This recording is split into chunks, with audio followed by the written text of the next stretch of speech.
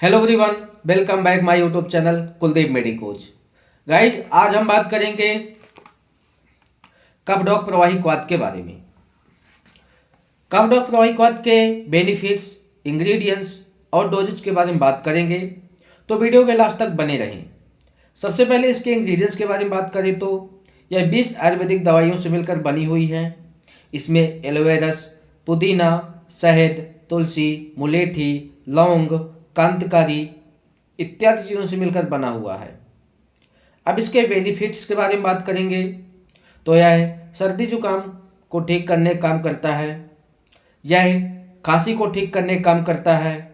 खांसी चाहे जैसे भी हो, चाहे सूखी खांसी हो, गीली खांसी हो, दमे वाली खांसी हो या काली खांसी हो, यह सभी प्रकार की खांसी को ठीक करता है।